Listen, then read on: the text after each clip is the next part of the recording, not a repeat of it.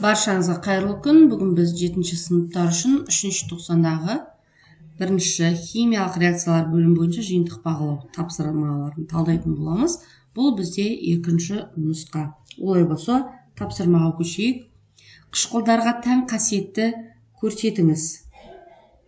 Қолмен ұстағанда сабындалады. Көк лакмус қағазын қызылға өзгертеді. Ащы дәмі бар. Фенофталинді қызғылтқа бояйды. Дұрыс жауабы көк лакмус қағазын қызылға өзгертеді екен.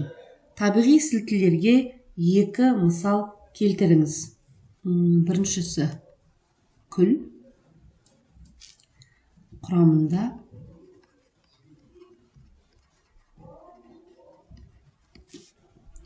калий карбонаты бар.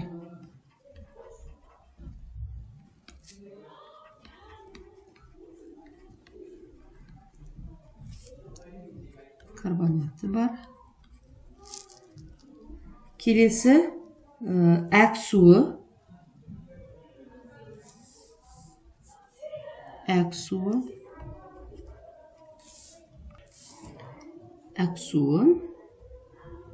Яғни кальций гидроксиді.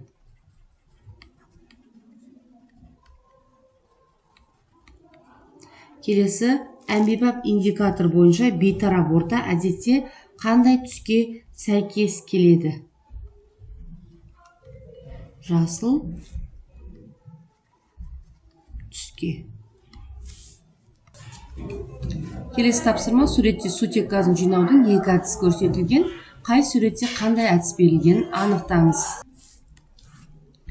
Бірінші суретте бұл суды ығыстыру.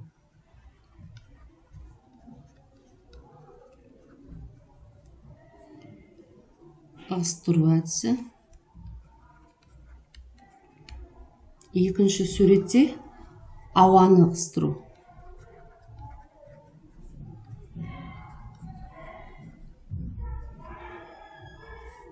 Ығыстыру әдісі. Яғни сынауқты төмен қаратып жинау. Келесі сутек газын жинауда ескеретін бір шартты жазыңыз. Жерден басып жазайын. Сутек ауадан жеңіл болғандықтан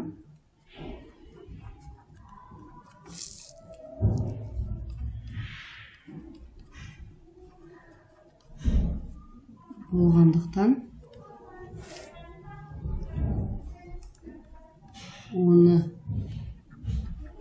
жинайтын ыдыстың аузын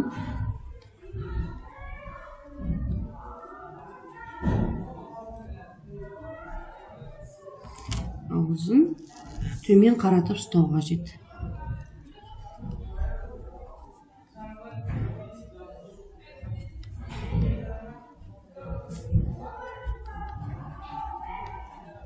Ұстау қажет. Бізге керек деп қойын. Келесі тапсырма: сутек газын зертханада алу үшін қолданылатын реагенттерді жазыңыз дейді. Біріншісі бізде мырыш, цинк, одан кейін тұз қышқылы. Формуласы H хлор. Немесе хлор көрмей алу. Немесе H2SO4 және күкірт қышқылы.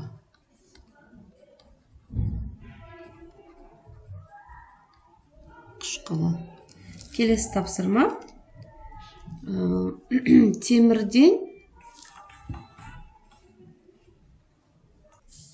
сұйытылған тұз қышқылмен реакция теңдеуін жазып және бөлінетін газды көрсетіңіз. Теңдеуі: темір эквивалентісін ала берейік. 2H хлор тең феррум хлорика және сутек газы бөлінеді. Бөлінетін газ сутек газы. Келесі тапсырма. Магний карбонатының сұйытылған тұз қышқылымен әрекеттесу реакциясын жазыңыз. Қандай газ бөлінеді? Магний, СО3, H хлор, магний, хлор 2, су және СО2 газы. Бөлінетін газ көмір, қышқыл газы. Осымен біздің талдауымыз аяқталды. Бұл 10 балға арналған екен. Сұрақтар болса комментарий бөліміне өтіп жаза кетіңіздер. Рахмет.